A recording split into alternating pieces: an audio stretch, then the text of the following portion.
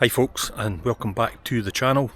Before we jump into today's video, I'd just like to say a big thank you to everybody who has watched the last couple. We are starting to get a little bit of traction now. We are still a very new channel. This is only my third video, and I do appreciate all the views on the first couple, and hopefully you are enjoying the content. Today is a home game for Kelty. The visitors are Inverness, Caledonian, Thistle, league leaders, so top versus bottom here today. Real tough game in prospect. I'm just outside the stadium, you can see it just behind me here. So I'm just about to head into the stadium. We'll get some pre-game build-up. I've got a couple of little tasks I need to do once I'm in there, and we'll catch up, get some of the warm-up and some team news once we get in there.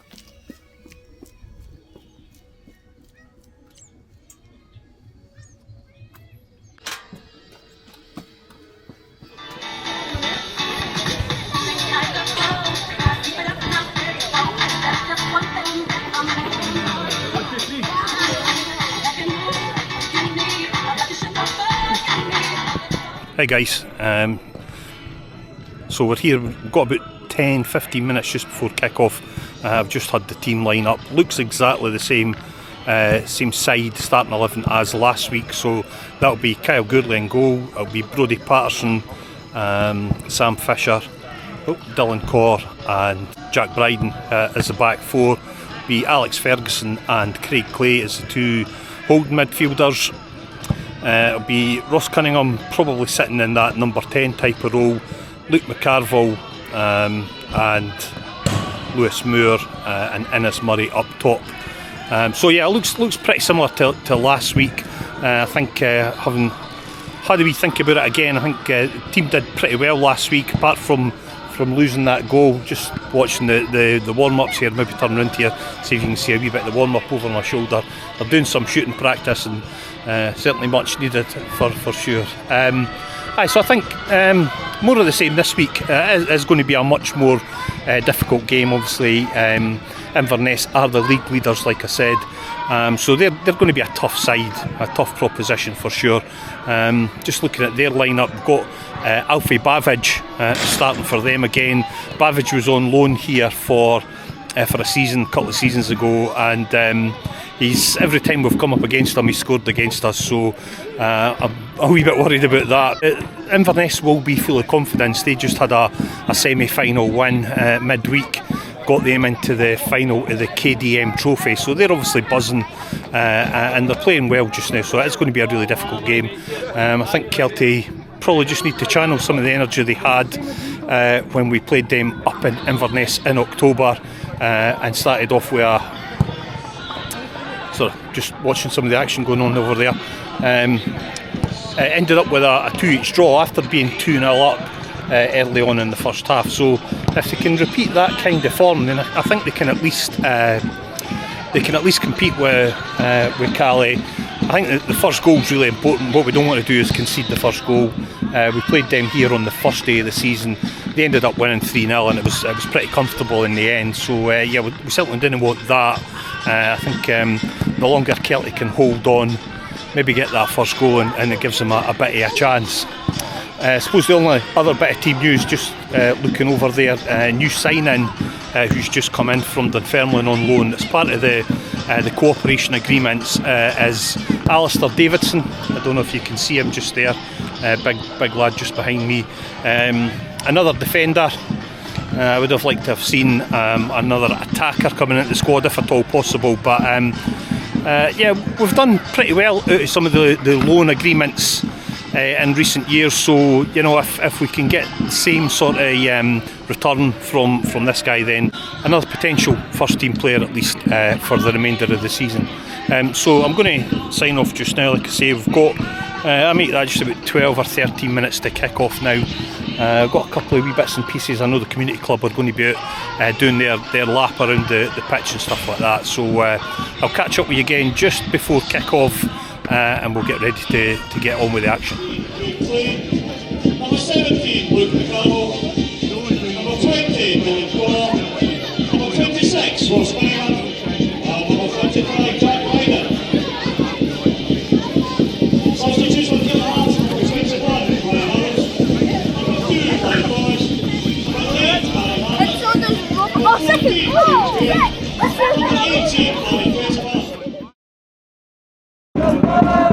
guys, we've only played about 7 or 8 minutes. I don't know if you can hear me, the Cali fans are making quite a bit of noise over there. Just had a wee bit of a stoppage here. Jack Bryden's gone off, look, he's holding his face, it looks like he's got a bloody nose. I think hopefully nothing too serious, it was just a collision from a corner kick. Hopefully he can get patched up and be back on the park very soon. 11 minutes on my watch and it's still Kelty Hearts 0, Inverness Thistle 0.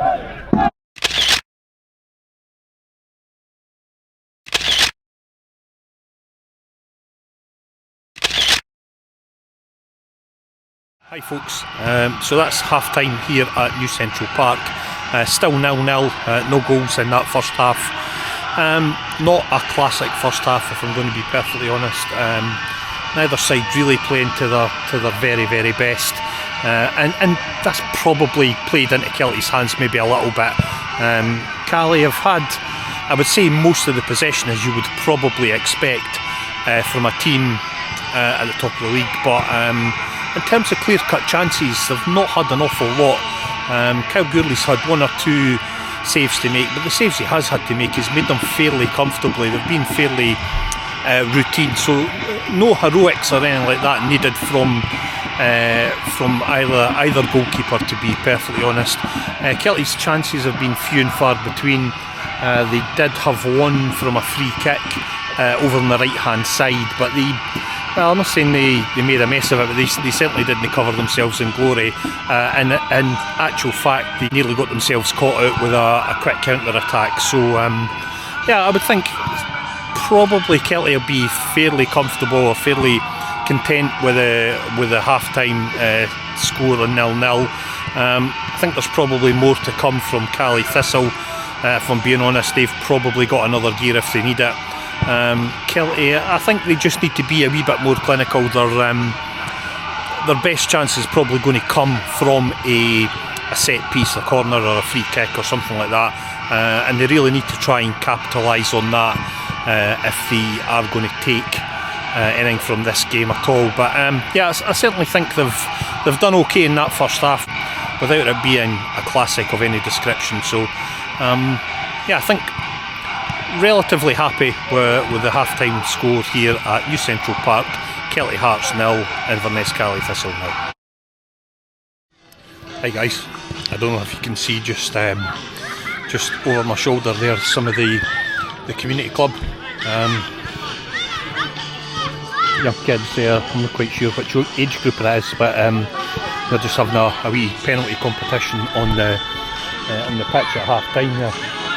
And I think it's one of the main things that I really like about Kelty is how grounded the club still feels in the community. Obviously, it's been a big part of the local community for quite some time. It's the community club is something that they put a lot of investment into bringing up the young kids and making everybody feel part of the club, but also obviously part of the player pathway as well. And I'm glad to see that even though they have graduated from where they originated in junior football up through the East of Scotland League, the Lowland League, and now into the SPFL, the community club is still a huge part of what they do.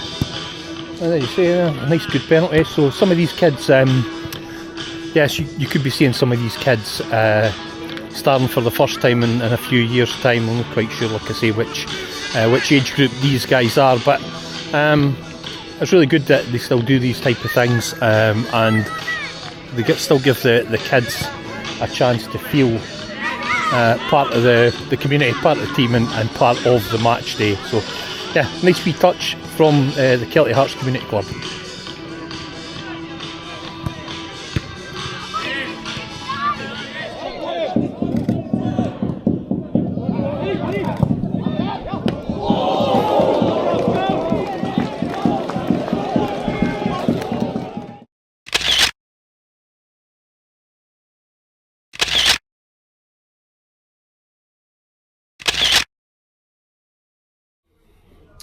Hi guys, so yeah, I'm going to keep this fairly brief because I'm down to about 3% battery.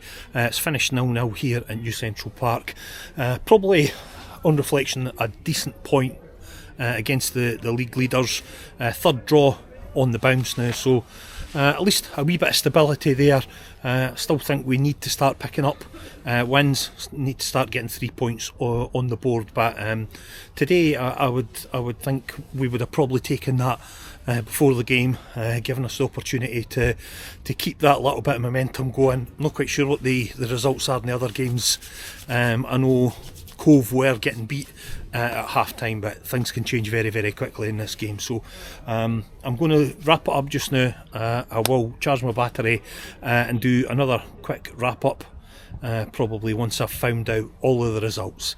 But full time here at New Central Park, and it's Kelty Hearts 0, Inverness Thistle 0.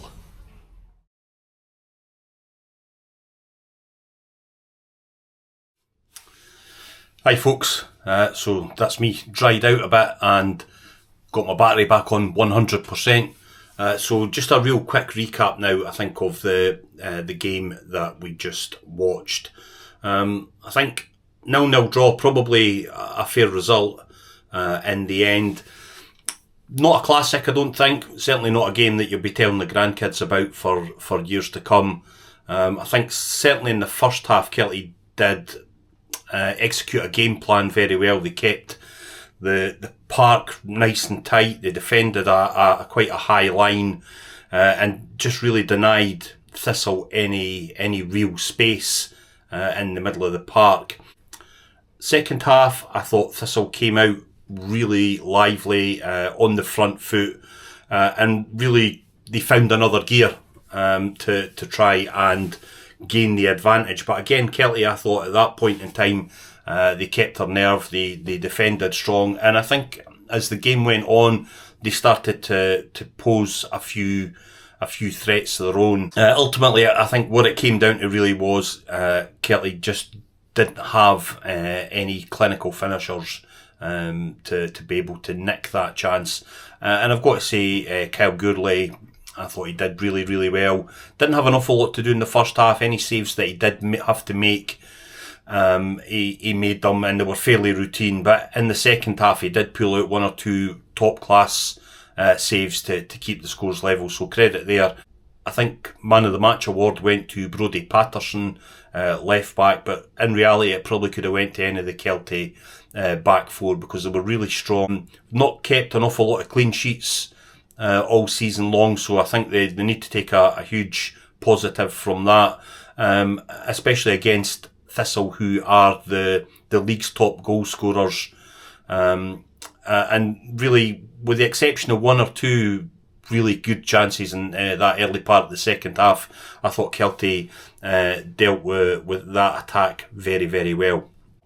Results elsewhere, first one, I think Cove Rangers, they lost 1-0 to Stenhousemuir, so that probably goes in Kelty's favour a little bit, and equally it probably goes against Inverness, because Stenhousemuir are the other side challenging at the top end of the table. The other key result I think we were looking at was Hamilton, and they drew 1 each. So really no change there. So looking at the table, what that means now, Kelty still bottom on 17 points. Hamilton in 9th, the gap staying at 4 points. Cove Rangers in 8th, the gap there now down to 6 points. So still very tight. East Fife, I think, probably in 7th there. Maybe clear there. They've got another 5 points on Cove. So I think they can probably breathe a little bit easier just now, for sure. A couple of important games coming up this week for Kelty. They do have a midweek game up at Montrose on Tuesday night. I'm not sure if I'm going to be able to get to that one yet. I am going to try, but I can't promise anything. But I will try my very best to get to that game.